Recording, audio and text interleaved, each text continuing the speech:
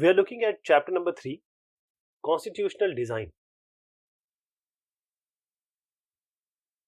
So, question and answer on constitutional design.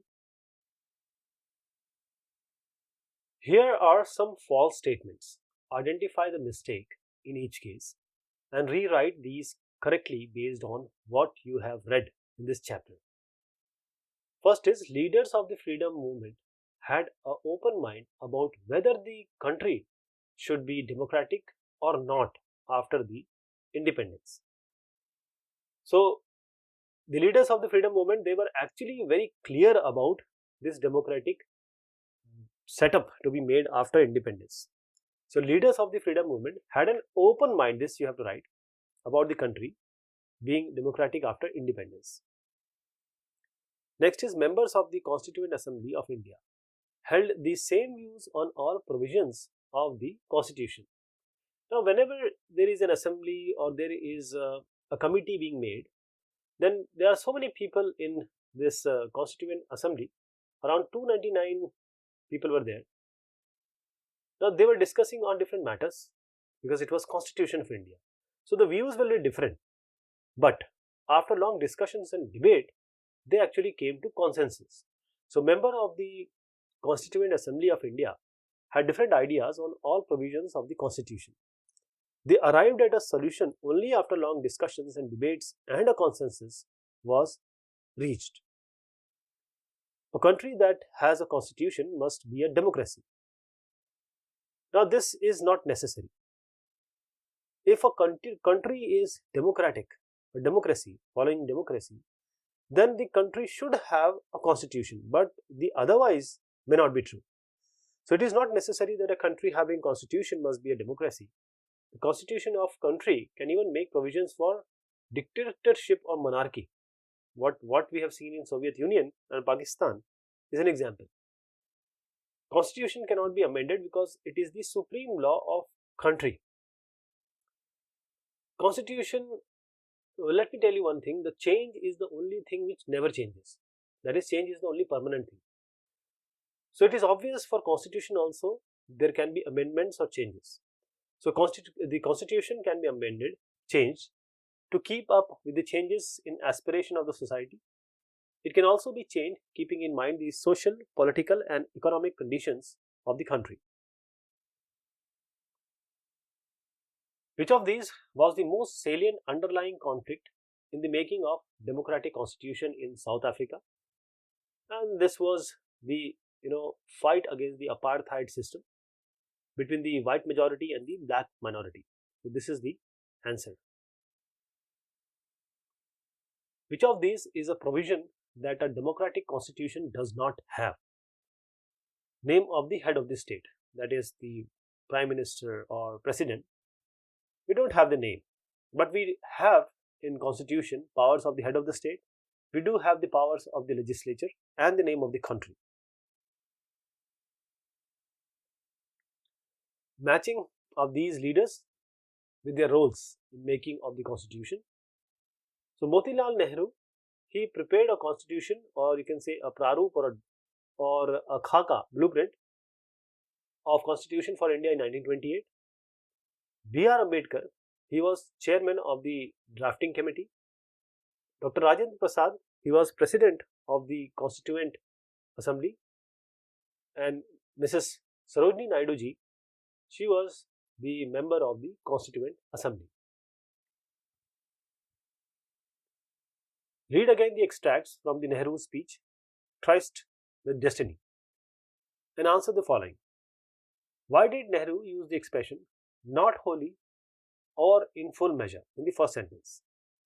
So, the expression this one, not wholly or in full measure, in the first sentence was used by Pandit Jawaharlal Nehru because he thought that the task they had undertaken was incomplete and it wasn't possible to fulfill the pledges all at once, but would be gradually fulfilled. What pledge did he want the makers of the Indian Constitution to take? The pledge that he wanted the makers of Indian Constitution to take was to dedicate their lives in the service of India, Indians and humanity at large. The ambition of greatest man of our generation has been to wipe every tear from every eye.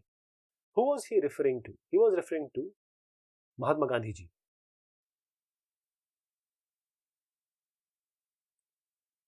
Here are some of the guiding values of the Constitution and their meaning. Rewrite them by matching them correctly. So, sovereign means people have the supreme right to make decisions. Republic means head of the state is an elected person. Fraternity means people should live like brothers and sisters, like a family. And secular means government is not going to favor any religion, any specific religion. A friend from Nepal has written you a letter describing the political exercises or situation there. Many political parties are opposing the rule of the king. Some of them say that the existing constitution given by the monarch can be amended to allow more powers to elected representatives. Others are demanding a new constituent assembly to write a republican constitution. Reply to your friend giving your opinions on the subject. So this is how you can write. Dear, you can choose a name. I read your letter. These are exciting times indeed for you, and different times. My country has been independent for almost 60 years now, and we have already gone through the whole process of establishment of democracy. Fortunately, it has survived on this soil as well. I just hope the same happens in your country, Nepal. I find myself hoping that the demand for a new constituent assembly would take root in Nepal. A republican constitution has its benefit. In countries like your and mine, there is already too much wastage in terms of government expenditure. Unfortunately, such is the reality of our national culture. In addition, if Nepal has a constitutional monarchy, a lot of money would be spent on maintaining the high standards of living for the royalty, that is the royal family. The United Kingdom has a constitutional monarchy, but it can also afford it. Centuries and centuries of colonial exploitation of other countries has its benefits. However, in my opinion, for countries like us, India and Nepal, a republican government is best suited. By all means, the constitution offered by your king can hardly be called democratic. It hardly gives any power to any parliament or the civil government. So that's what I have heard. Nevertheless, whatever I might think as a foreigner, the people of Nepal will be the best judge of your country's political future. So let's see what happens. So I have heard the Maoists are making some inroads in the rural heartland of Nepal. I don't personally support violence of any kind, and I'm a believer in democracy. However, the Maoists intrigue me to no limit. What is their attitude towards India? What do they think about the Chinese? Do let me know what you think. Your friend, you can put your name here. How are different opinions about what made India democracy? Here are some different opinions. How much importance would you give to each of these factors? The first is, democracy in India is a gift of British rulers, those who ruled us for 200 years. We received training to work with representative legislative institution under the British rule. For this, you can say, though I would acknowledge many times or many good things we learned from the British rulers, and democracy being one of them, I wouldn't say the democracy was gift by them. Indians have to struggle a lot and make many sacrifices to attain freedom from this British rule, colonialism. These circumstances help people to gain the experience and training in working of the legislative institutions. Next is, freedom struggle challenged the colonial exploitation and denial of different freedoms to Indians. Free India could not be anything but democratic. You can say that, yes, free India could not be anything but democratic because the people had already suffered a lot under the British rule. This made them realize that for people to have a say in ruling the country, it was necessary to make India a democratic country. Next one is, we are lucky to have leaders who had democratic convictions. The denial of democracy in several other newly independent countries shows the importance role of these leaders. So you can say it is indeed true that we are lucky to have leaders who had deep democratic values, or they think about the country to be democratic. It is because of these ideals that India freedom struggle can be considered as the only example of bloodless freedom struggle in the contemporary history. Therefore, absence of such ideals have made many countries undemocratic. Here it is being said, read the following extract from the Conduct book for married women published in 1912. This says God has made a female species delicate and fragile, both physically and emotionally. Pitiably incapable of self-defense, they are destined thus by God to remain in male protection of father, husband, son all their lives. Women should therefore not despair but feel obliged about what they can dedicate themselves to the service of the men.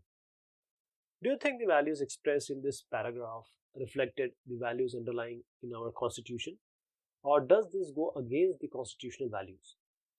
So answer here is, this paragraph does not reflect the underlying value in our constitution.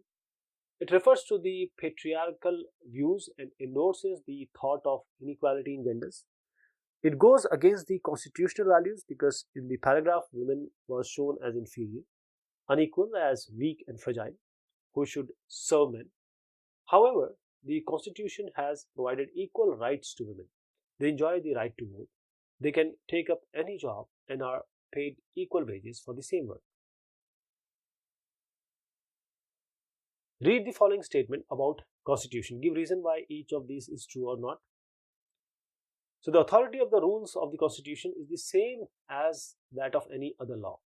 Now this is not true, because an ordinary law is passed by the parliament and cannot be changed by its own will.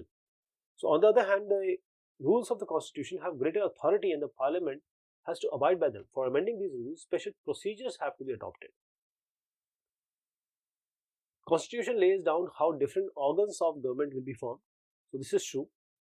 The constitution has laid down the framework of government formation. It has put in place the structure, power and functions of these three organs of the government, that is the executive, the legislative and the judiciary.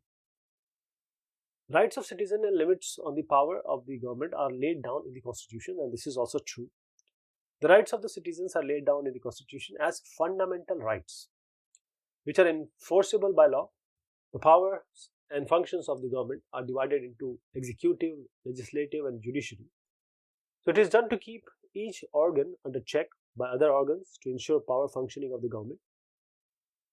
Next one is, a constitution is about institutions, not about values. Now this is not true, because the constitution is the supreme law of the country. It lays down the composite or composition powers and functions of the various institutions of the government. The constitution is guided by the values which are found in the form of preamble, prastavana, principles and values such as equality, liberty, fraternity, brotherhood, secularism and justice. These are included in the preamble of the constitution. So these were the question and answer of this topic. Thank you so much. Take care of yourself.